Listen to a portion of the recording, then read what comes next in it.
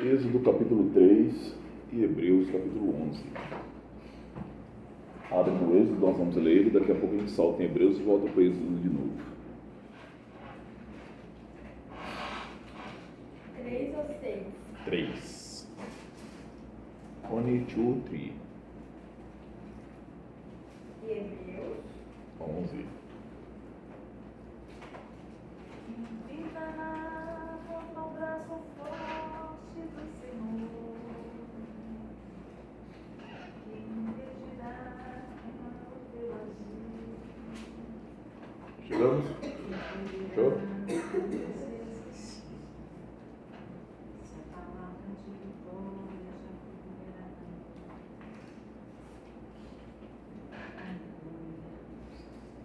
Passou já. Tá onde aí? Em Hebreus. Opa, achou o 11 aí? Boa.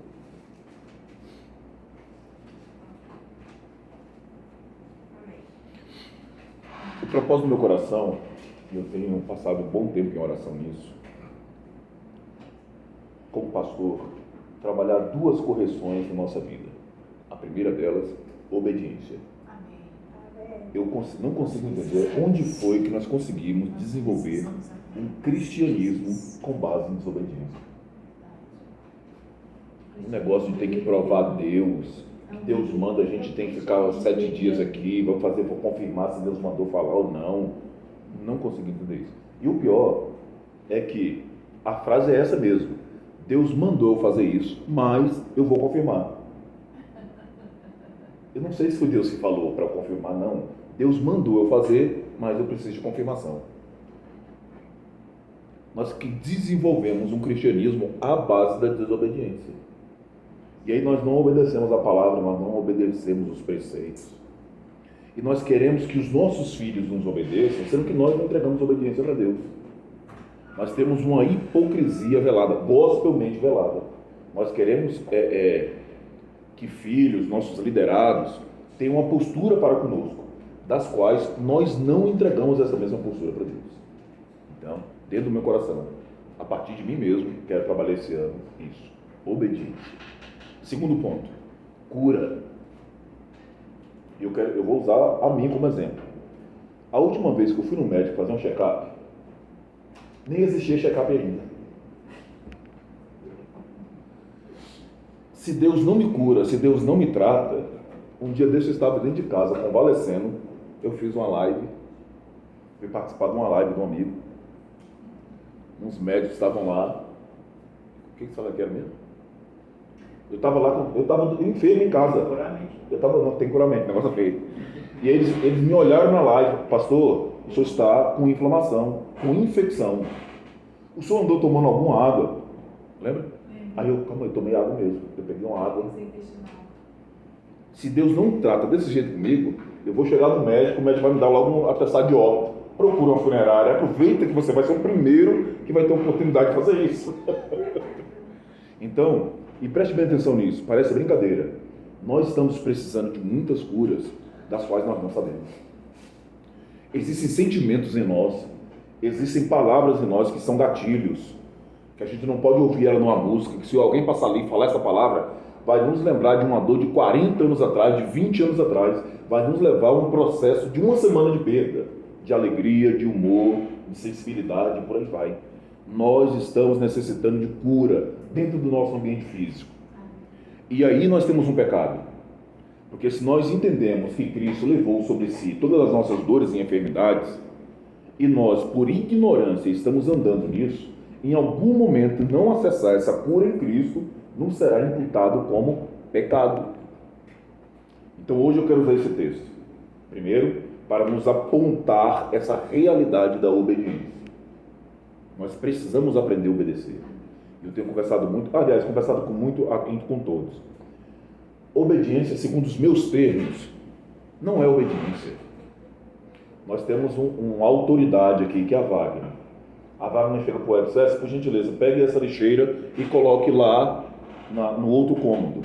O Edson vem, pega a lixeira e coloca aqui. Dentro do coração do Edson, parece que ele obedeceu à voz de comando da Wagner. Mas o fato dele ter movido a lixeira para cá e não ter levado para lá, por mais que ele tenha feito algo, segundo a orientação que ele entendeu dela, isso não é obediência. Porque o que saiu de lá como voz de comando foi levar para o outro comando. E a gente está fantasiando essas vozes dentro da gente, achando que nós estamos obedecendo a Deus, e não estamos. E Satanás fica querendo achar um jeito de nos derrubar e não consegue, porque nós mesmos já caímos. Não existe nenhum tipo de resistência contra as realidades espirituais do mal, porque a tentativa de Satanás já nos joga no chão, porque nós andamos em desobediência, em rebelião, em rebeldia, na maioria das vezes. Então vamos para o texto de Êxodo capítulo 3. Eu quero focar só no versículo de número 3, mas para a gente poder alargar um pouco mais o entendimento, eu quero ler a partir do 1. Apacentava Moisés o rebanho de Jetro. Isso aqui é fundamental para a gente entender ministério pastoral, porque você não tem um rebanho, você é apenas o apacentador desse rebanho de alguém. O Jetro é sogro, é sacerdote, está em Midian, e levou o rebanho atrás do deserto, e chegou ao monte de Deus. Cleiton falando como pastor agora. Wagner, tem uma orientação para a senhora de Deus fantástica. Vamos ali atravessar um deserto para a honra e para a glória de Cristo Jesus.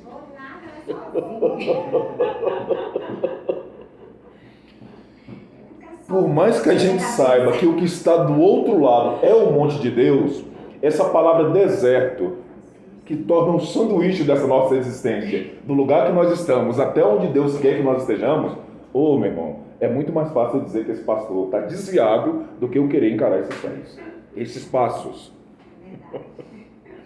Apareceu-lhe o anjo do Senhor em uma chama de fogo do meio de uma sarça, e olhou, e eis que a sarça ardia no fogo, e a sarça não se consumia. E Moisés disse, primeiro ponto que eu quero trazer aqui é a existência. Um dia desse eu estava ministrando, se eu não me engano, na casa do Paulo, e eu disse que palavras são sementes. E nós andamos falando muitas frivolidades. A nossa boca tem declarado coisas que são inadmissíveis. E o texto diz que nós vamos ter que dar conta diante de Deus de cada uma das palavras frívolas das quais nós temos falado.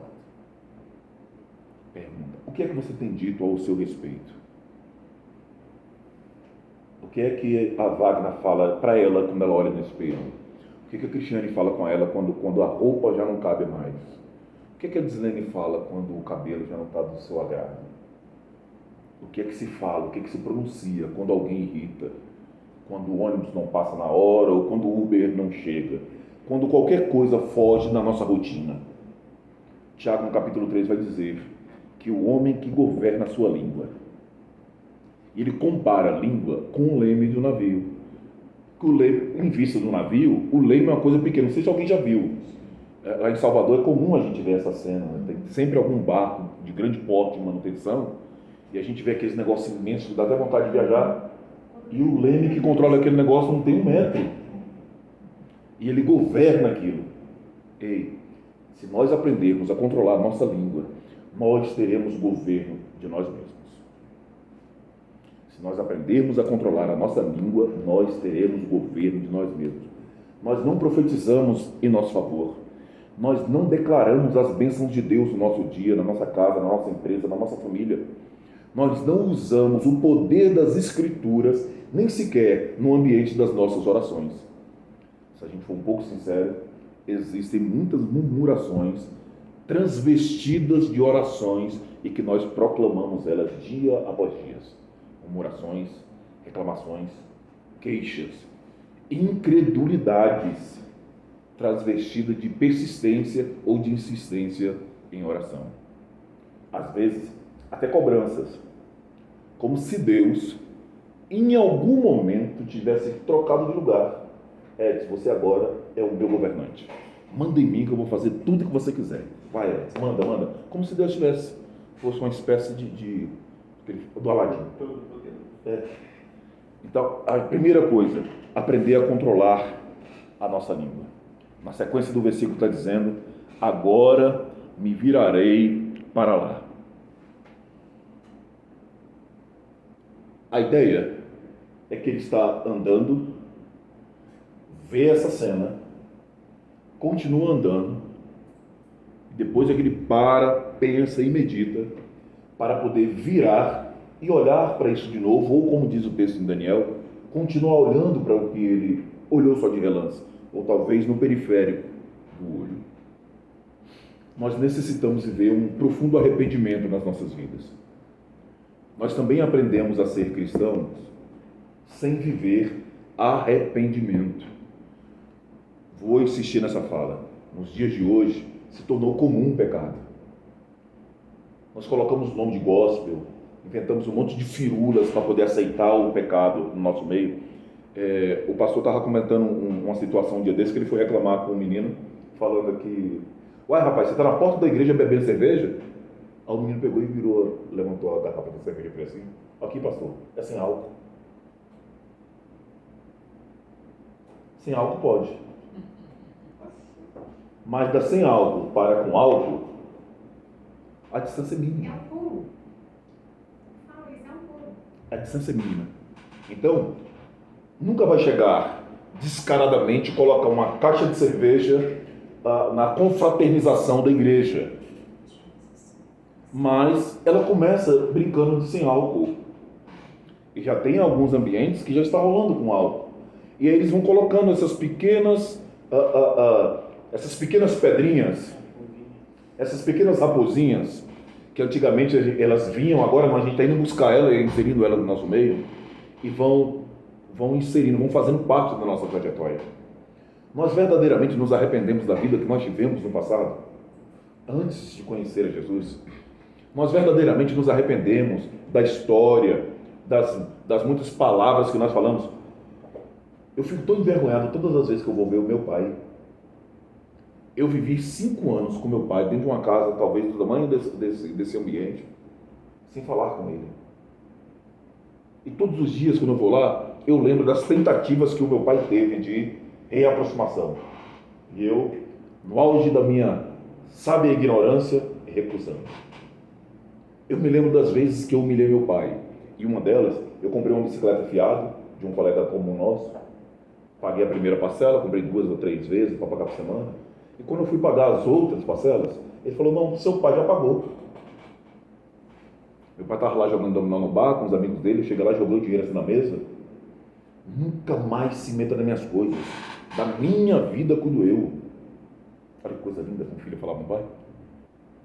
Como é vergonhoso para mim até hoje chegar lá e olhar ao rosto do meu pai e ver essa cena e olhar para tudo isso. Mas isso é bom, porque todos os dias eu sou forçado a me arrepender de ter feito aquilo. Mas, e das outras coisas? Das muitas palavras que eu disse? Dos muitos comportamentos torpes que eu tive na trajetória desse tempo? Não só com meu pai, com a minha mãe, que já se foi, e que eu lembro de ter tantas coisas que eu poderia ter pedido perdão e que eu não fiz. E com a esposa, com os netos, com os amigos, com a igreja e por aí vai.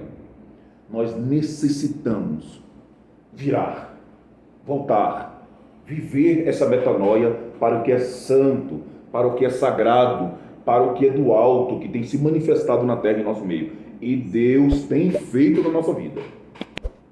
É indiscutível, não precisa nem colocar isso à mesa. Deus tem feito, Deus tem mostrado, Deus tem revelado. Na sequência ele diz assim: e verei a grande visão. Eu gosto desse jogo de palavras, porque o texto lá em cima está dizendo que o anjo apareceu-lhe. E o anjo apareceu, o anjo está no meio da sarça, a sarça está queimando sem se consumir. Ele já viu isso. Ele está dizendo que vai ver a grande visão. E é para isso que nós precisamos de Hebreus capítulo 11. Vamos lá?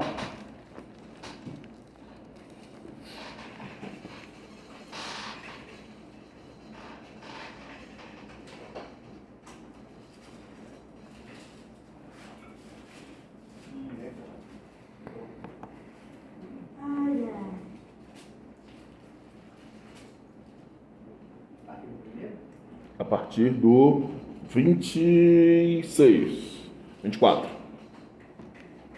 Quem chegou? Pela fé, Moisés, sendo já grande, recusou ser chamado filho da filha de Faraó. Quando foi que ele recusou ser chamado filho da filha de Faraó? Sendo já grande. Esse já grande está dizendo que quando ele era pequeno aconteceu alguma coisa com ele. E o que foi que marcou Moisés nesse ponto?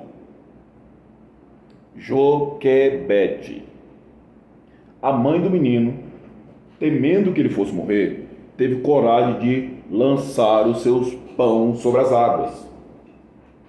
E é muito mais seguro lançar nas águas de Deus com jacaré do lado do que nas suas. Tem muitas coisas de Deus que estão nas suas mãos que o Senhor está esperando que você tenha coragem de colocar nas mãos dele. Aí a libertação. Penso eu, e só eu que penso, que Moisés tenha ficado com Joquebede 2 anos.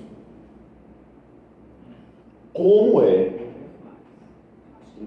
Eu não penso mais do que isso. Mas como eu não posso provar, por isso que é só uma conjectura minha. Mas que tanto, mais ou menos? 5. Pelo menos entre 5 e 7 anos. Pronto, vamos parar aqui. Entre 5 e 7 anos está ótimo. Eu ainda prefiro que imagino que seja 2. Que capacidade que uma mãe tem de ensinar um filho com 5, 7 ou 2 anos de idade que ele com 40 prefere a educação que ele recebeu da mãe do que as delícias do palácio, do que ser príncipe, andar de cavalo, ter perfume, as meninas que querem, essa coisa e tal. Que poder é esse que nos cabe, mãe, pai, administrador, tudo aquilo que Deus coloca nas suas mãos, que ele prefere, quando cresce, ensina a criança no caminho que ela deve andar, para que quando ela crescer, jamais se desviará dele. Como é que Joquebede conseguiu ativar isso dentro da vida do Moisés de 40 anos, dizendo que ela conviveu 2, 5 ou 7 com esse menino?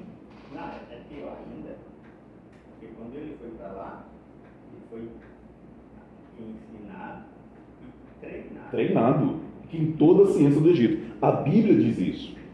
E mesmo assim, esse ensino não suplantou as palavras de Joquebede dentro do coração dele. E aí essa empresa é pequena. Mas se a Wagner falar direitinho, nunca se perde. Esses meninos são pequenos, mas se a Cristiane falar direitinho, nunca se perde. Porque é de Deus. E existe algo em Deus, que é de Deus, que só Deus pode prover e manter aquilo que Deus coloca na sua mão. Tem que ter muita coragem, tem que ter muita obediência para admitir que o que está na sua mão é de Deus e para requerer de Deus ajuda, suporte, ensino para poder manter aquilo. Então o texto diz isso.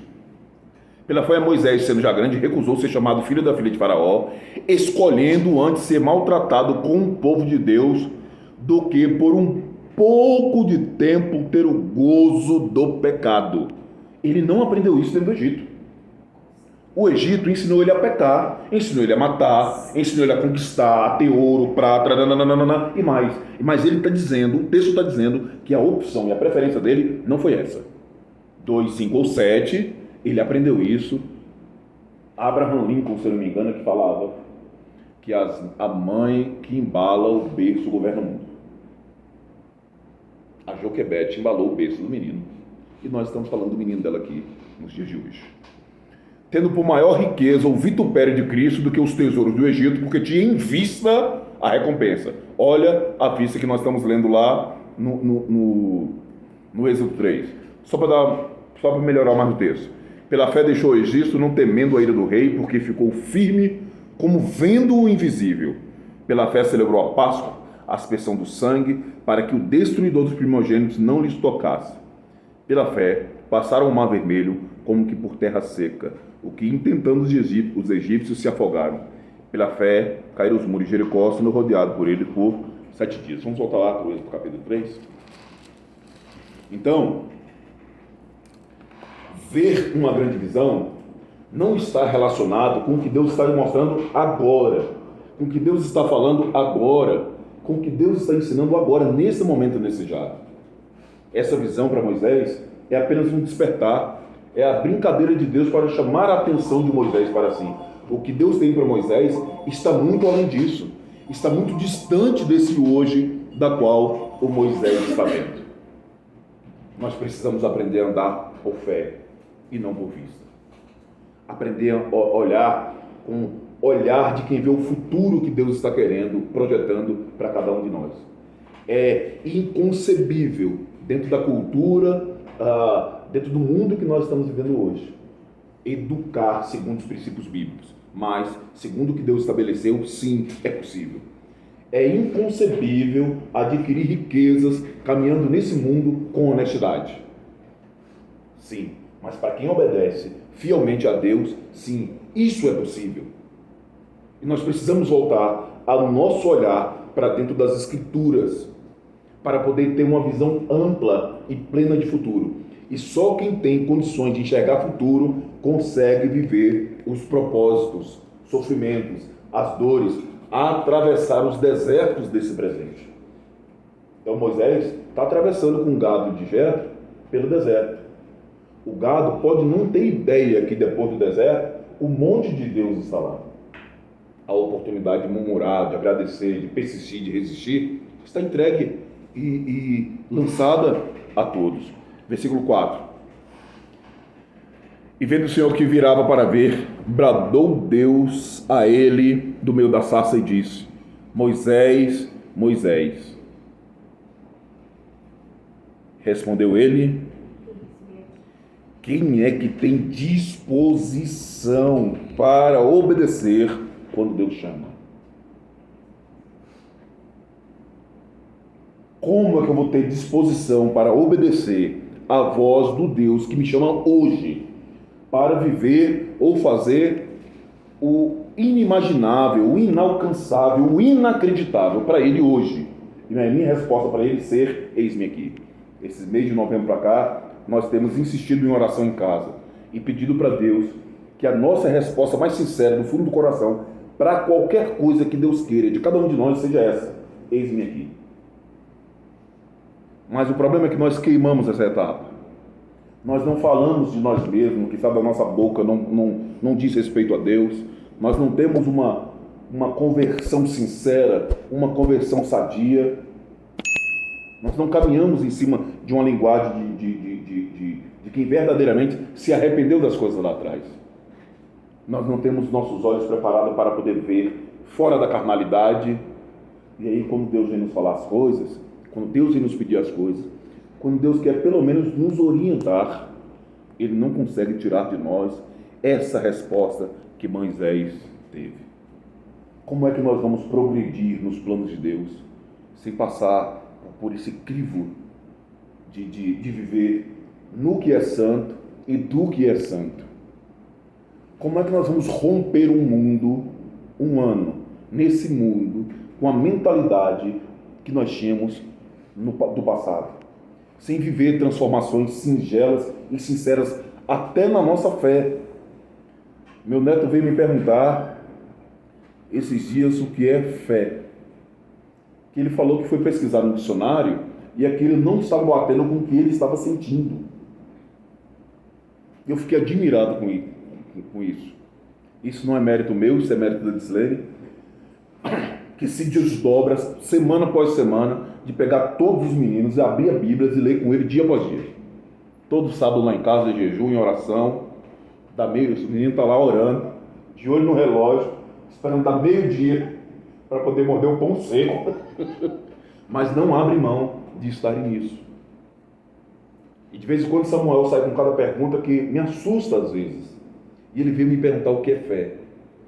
Ele queria saber o que é fé, porque ele foi atrás de uma definição, mas a definição não bate com aquilo que ele estava sentindo.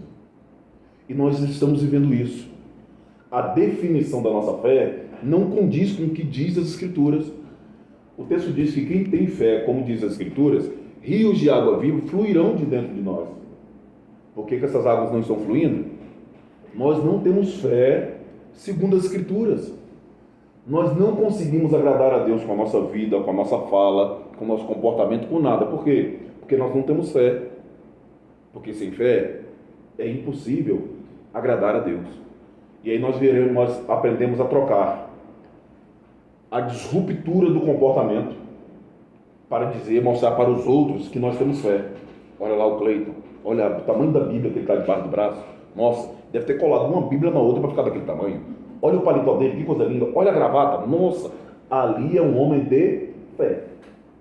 Mas na prática, no dia a dia, é fake news. Não tem nada disso para poder oferecer. Nós necessitamos passar por isso. Viver esses processos de cura dentro. Que o Senhor venha sinalizar o anjo, o fogo do alto, venha nos chamar a atenção para ele de alguma forma, para que a gente possa falar, virar para ver, para que a gente possa admitir verdadeiramente quem somos, para que a gente possa responder para Deus, eis-me aqui. Que o Senhor venha tratar as feridas mais profundas da nossa existência, da nossa alma. Como eu gosto de falar, que o Senhor vá ao dia do nosso nascimento e venha pelo Seu Espírito Santo, com essa palavra poderosa, semeando essa palavra dia após dia da nossa vida, até os dias de hoje, para que a gente possa ser honesto em Deus hoje, nesse já, nesse agora. Que o Senhor venha extrair de nós as confissões de pecados, aqueles profundos, aqueles que viraram parte de nós, não é nem de estimação, virou parte de cada um de nós. Passou a ser parte de mim, o meu pecado. Não me questiona mais. Aquilo não me entre aspas, não me afasta de Deus, esse comportamento, esse pecado que eu tenho diante de Deus. Nós precisamos nos relacionar com isso que é santo e estar dispostos para obedecer. A esse sim.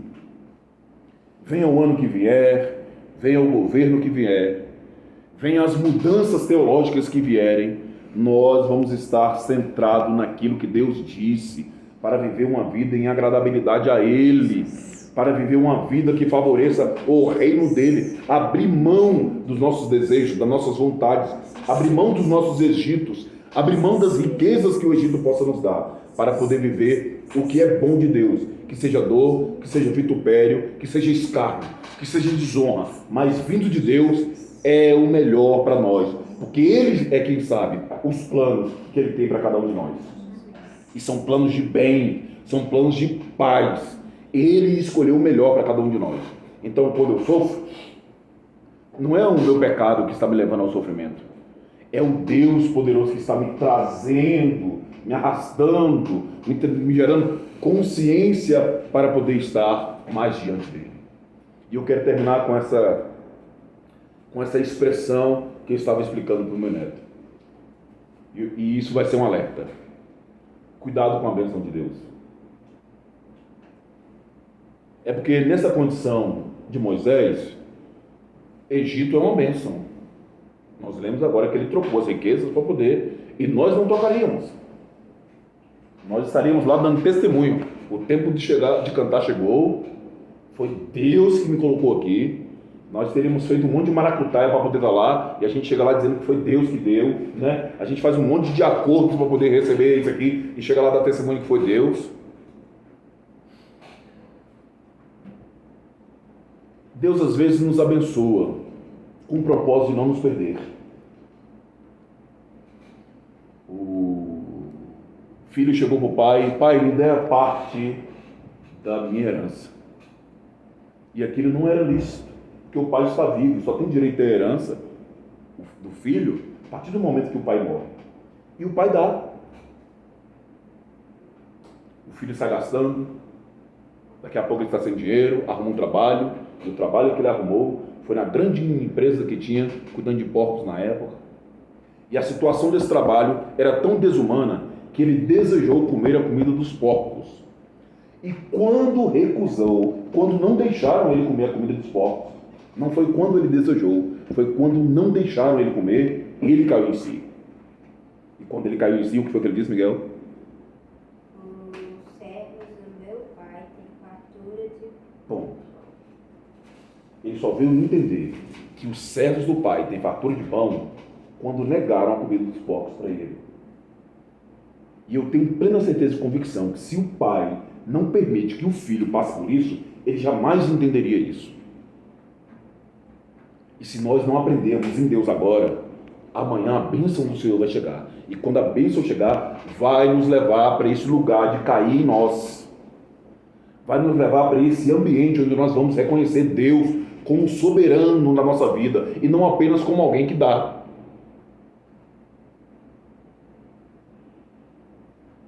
Não apenas como alguém que dá. Então, o filho começa pedindo, me dá, lá na frente, pequei. Se a gente reconhecer o nosso pecado agora, nós vamos usufruir da presença do Pai. Usufruindo da presença do Pai, tudo que o Pai tem é nosso. E que isso possa nos dar um norte para a gente poder viver processos de obediências profundos em Deus. E isso vai nos doer, porque nós somos desobedientes por natureza. Isso vai nos ferir. Eu estava falando ontem, nós queremos orar na hora que nós queremos, nós não perguntamos para Deus se o horário é esse. Nós queremos jejuar do jeito que nós queremos, no dia que nós queremos. Nós não perguntamos para Deus se o dia do jejum que Ele quer fazer, se é o dia de hoje. Nós simplesmente fazemos segundo as nossas vontades, não segundo a vontade dEle. Então talvez essa correção vá nos doer. Deus vai chegar para o Edson, quero que você faça orações de segunda a sexta, das 11 às 3 da manhã. Mas Deus, eu preciso dormir, eu tenho que trabalhar, não sei o que, coisa tal. A gente tem uma caixa, um saco de desculpa para poder apresentar para Deus.